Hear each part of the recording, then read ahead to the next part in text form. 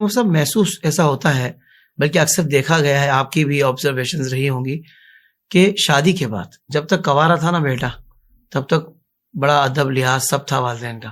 جیسی شادی اس کی کر دی، دلہن گھر آ گئی، یعنی بہو گھر آ گئی، تو اب بہو اور ساس کا ایک جو سینیریو کریٹ کیا گیا ہمارے معاشرے کے اندر، جیسے کہ دونوں کو آپس میں اینٹی ہونے چاہیے، ان دونوں کا انداز ایسا ہونا چاہیے، حالانکہ ایسا بالکل بھی نہیں ہے. تو حضرت یہاں سے معاملہ بگڑنا شروع ہوتا ہے، اور پھر ایک وقت ایسا آتا ہے کبھی اس بیٹے کو والدہ کی غلطیاں لگ رہی ہوتی ہیں، کبھی بیگم کی لگ رہی ہوتی ہیں، کبھی کبھی زیادہ والدہ کی لگ رہی ہوتی ہیں، کیونکہ وہ تو زلفوں کا اسیر ہو چکا ہوتا ہے بعض اوقات. تو حضرت یہ ارشاد فرمائے کہ یہ اب اس کو کیسے بیلنس رکھا جائے، بلکہ یہ لفظ بیلنس بھی مجھے بہت عجیب لگ رہا ہے، بالکل، کیونکہ ماں کا حقوق، ماں کے حق، والدین کے حقوق، سر اس کی بیلنس والی بات بھی عجیب ہے. لیکن جو اسلام نے ہمیں بیلنس بتایا ہے، جو قرآن نے بتایا، میں چاہوں گا اس کی ذرا تعلیمات ارشاد فرمائیں. کہاں ہم ماں کو کہاں بیوی سے کمپیئر کریں. بیلنس کی بات آپ نے کہی، بالکل جی، میں بھی اس کا قائل نہیں ہوں. بہت اچھا. جبکہ حضور صلی اللہ علیہ وسلم کی بارگاہ میں باپ کے بارے میں سوال کیا گیا جی، باپ خود ایک بڑی منزلت والا ہے، لیکن 3 مرتبہ حضور صلی اللہ علیہ وسلم نے ماں کا درجہ بتایا، پھر آگے جا کر باپ کا. ایسا ہی. تب جب وہاں کمپیریزن میں نہیں ہے تو کہاں ہماری لائف بھی عورت کو اس کے ساتھ میں نہیں ہے. صحیح بات. خیر، اب آپ نے جو سوال کیا یہ تقریباً گھروں کا ماحول ہے. پہلے اس کو میں انسانی فطرت سے بات کرتا ہوں. ماں کا جو دل ہے وہ اپنے بچے کے لیے وہ ایسی ہی ہے کہ کوئی بھی عورت ہو، ماں ہی نہیں، کوئی بھی عورت اپنے محبوب کو وہ کسی کے ساتھ شیئر نہیں کرتی. کیا بات. یہ عورت کی فطرت ہے. صحیح. تو ماں ہے.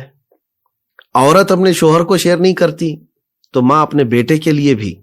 ہوتا کیا ہے میں آپ کو بتاؤں، شادی سے پہلے ماں ہی ڈھونڈتی ہے بہو کہ میں اچھی بہو لاؤں گی، کیونکہ شادی کرنا ہے، ایک رواج ہے اس کے ساتھ، اس کو پتا ہے کہ کمیونٹی میں رہنا ہے.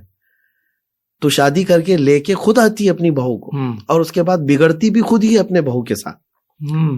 یہ آپ جو سوال کر رہے ہیں، یہ ضروری نہیں کہ جو محبت کی شادی کر کے نوجوان لے کر کے آیا صرف اسی کے ساتھ ساس بہو کے معاملات ہیں. خود ڈھونڈ کر لائی ہوئی بہو کے ساتھ بھی معاملات ہیں. وجہ یہ ہوتی ہے کہ وہ اپنے بیٹے سے بے انتہا محبت کرتی ہے. یہ اصل بات، محبت کرتی ہے. اب جب وہ دیکھتی ہے کہ اس کی محبت میں اب شیئرنگ ہو چکی ہے، اب ایک اور عورت کو یہ وقت دے رہا ہے، تو یہ فطرتی طور پر اس کے دل میں ایک چیز آتی ہے. تو اس سے تو عورت کو باہر نکلنا چاہیے. صحیح. عورت کو جب تم خود اس کے لیے ڈھونڈ کر کے لائی ہو، تو تمہارا بیٹا اپنی بیوی کے لیے تھوڑا وقت تو دے گا. دل بڑا کرنا ہوگا. اب یہاں پر آپ بیلنس کی بات کر رہے ہیں، اس پر ہم آتے ہیں کہ نوجوان کی ذمہ داری بہت بڑی ہے. بلکہ میں تو بسا اوقات اپنی تقریر میں کہتا بھی ہوں کہ وہ بیچارہ رکشہ بن جاتا ہے 3 ٹائر والا. 3 ٹائر والا جو رکشہ ہے وہ بنتا ہے. جی. اب رکشے والے کو آپ غور سے دیکھیں گے تو سیدھا سیدھا چلتا ہے. اگر بہت تیزی سے ٹرن لے لیا نا تو رکشہ پلٹ جاتا ہے. اس کو بہت تیزی سے ٹرن نہیں لینا ہے کسی بھی طرف، رائٹ ہو کہ لیفٹ ہو. بلکہ رکشے کی آپ نے بات کی حضور، تو میں ایک چھوٹا سا جملہ میں بھی لگا دوں کہ کوئی گڑھا آ جائے نا، تو اس کو 3 ٹائر اس طرح گزارنے پڑتے ہیں کہ پہلے آگے والا نکالے گا، بالکل، پھر پیچھے والے کے دونوں کے درمیان سے نکالنا ہے. یعنی اتنی اس کو محتاط رہنا پڑتا ہے. ٹرن بھی لینے کے لیے خاص طور پر اس طرف کا ٹرن لے رہا ہے تو بہت آہستہ سے ٹرن لے. واہ واہ واہ. بہت تیزی سے اگر گھما دیا تو گر جائے گا، الٹی ہو جائے گا پھر تو اس بات کو خاص طور پر میں کہتا ہوں کہ ایک طرف تمہاری ماں ہے اور ایک طرف بیوی ہے، اور دونوں تمہاری محبت کے طلبگار ہیں. سبحان اللہ. ان کو ان کے حقوق دے دو. ماں کے ساتھ وقت گزارنے میں بھی کوئی کمی نہ آئے، اور بیوی کے حقوق میں ادائیگی میں بھی کوئی کمی نہ آئے. صحیح. تو یہ اگر وہ مینٹین کر لیتا ہے تو یہ سارا کلیش ختم ہو جاتا ہے. چند دنوں کی بات ہے. اب ان نوجوانوں کو جو یہ لگتا ہے کہ ماں بار بار جھک جھک کرتی ہے، کٹ کٹ کرتی ہے، میری بیوی کو برداشت نہیں کر پاتی، اس نوجوان سے میں کہتا ہوں میرے عزیز، تھوڑے دنوں کی بات ہے، یوں ہی ان کا بڑھاپا آ چکا ہے. ان کو سکون کی سانسیں چاہیے. اگر وہ کسی کو بول کر کے دل ہلکا کر سکتی ہیں تو تمہارے بجائے کس کو بولیں گی؟ کیا بات ہے مفتی صاحب. واہ واہ واہ. کیا تم اپنے آپ کو اتنا بھی لائق نہیں سمجھتے کہ میری ماں کے لیے کوئی سخت جملہ سہنے کے قابل اس کی اولاد نہیں تو اور کون ہو سکتا ہے؟ ہائے ہائے ہائے. خوشی سے تسلیم کر لو. پھر جس دن ماں کا جنازہ چلا جاتا ہے تو پھر تم تمنا کرتے رہو گے کہ کوئی ڈانٹنے والا تو ہو مجھے.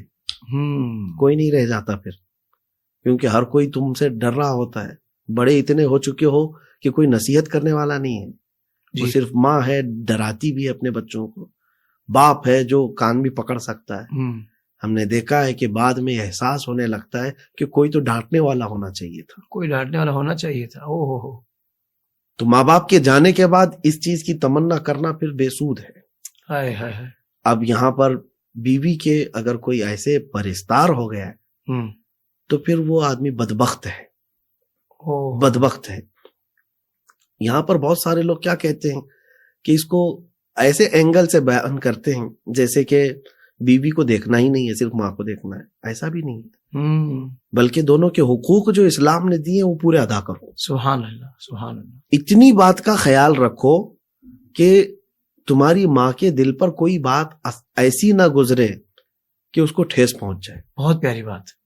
یہ چیز ملتی ہے زمانے نبوی میں. ماشاء اللہ. ایک شخص آیا حضور صلی اللہ علیہ وسلم کی بارگاہ میں، کہا کہ فلاں بندہ ہے جو آپ کے پیچھے نماز پڑھتا ہے لیکن وہ بستر مرگ پر آ چکا ہے، یعنی انتقال کا وقت قریب ہے، اور اس سے کہا جا رہا ہے لا الہ الا اللہ تو وہ کہہ نہیں پا رہا ہے.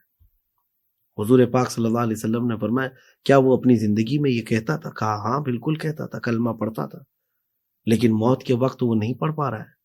حضور پاک صلی اللہ علیہ وسلم خود تشریف لے گئے تو جا کر کے پوچھا اس کے گھر میں کون کون ہے؟ کہا بیوی ہے اور ماں ہے. پہلے ماں کو بلاؤ. ماں سے پوچھا کہ یہ تمہارا بیٹا ہے؟ کہا ہاں یا رسول اللہ صلی اللہ علیہ وسلم میرا بیٹا ہے.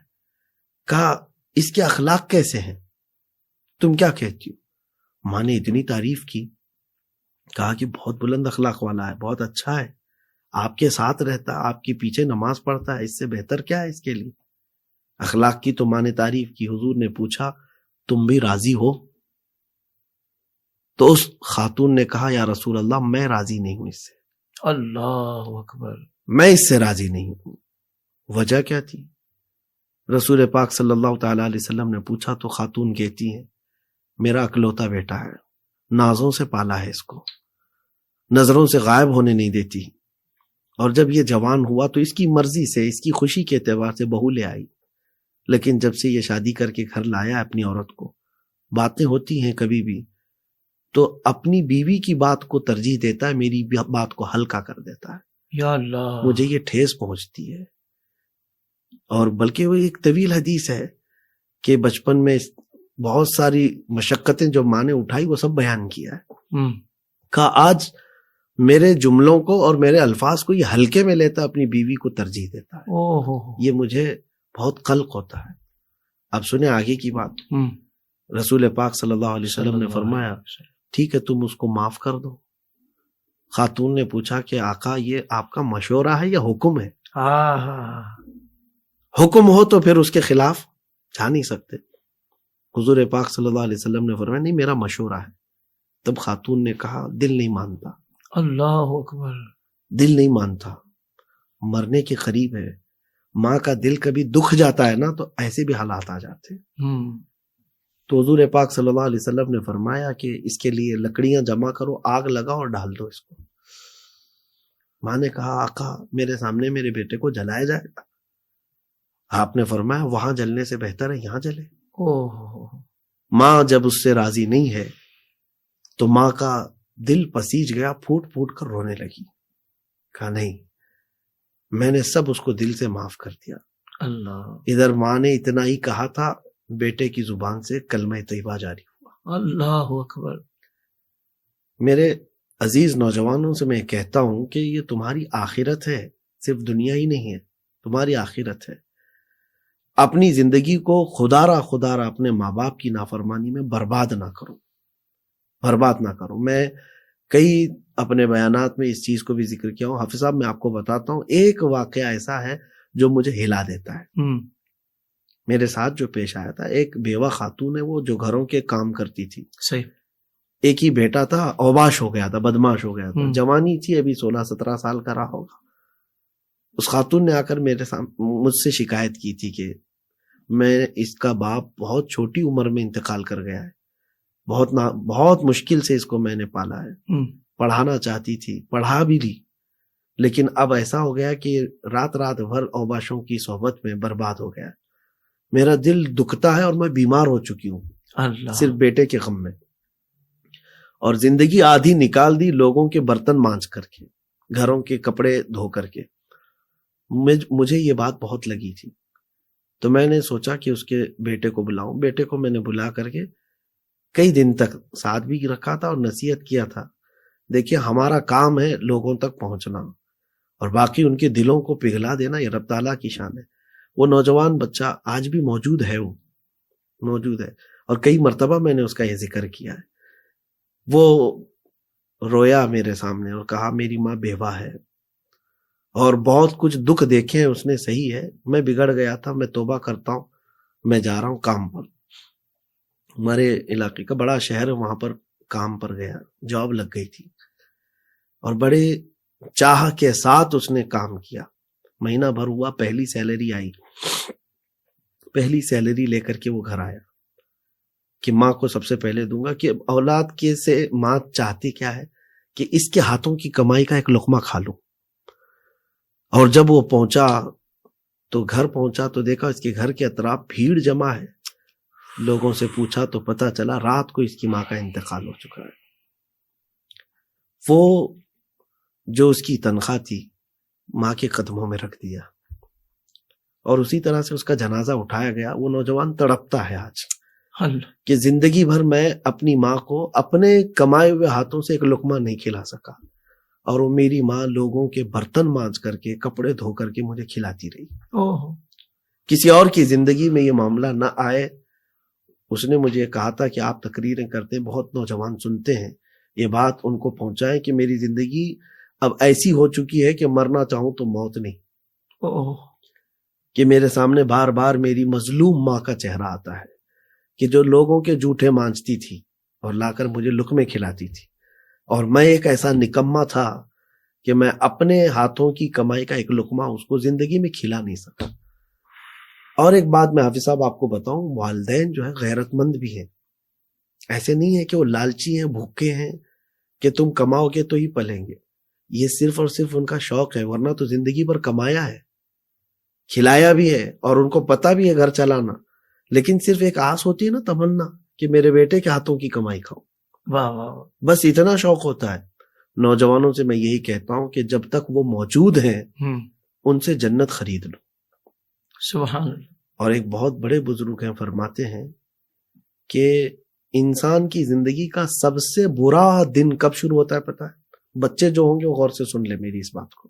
سب سے برا دن جس دن ماں اور باپ اپنے بیٹے سے بات کرنے میں ڈرنے لگ جائیں, اللہ, اس کا برا دن شروع ہو چکا ہے. اللہ اکبر. کہ میں یہ کہوں گی تو پتہ نہیں بیٹا کیا بولے گا ابھی.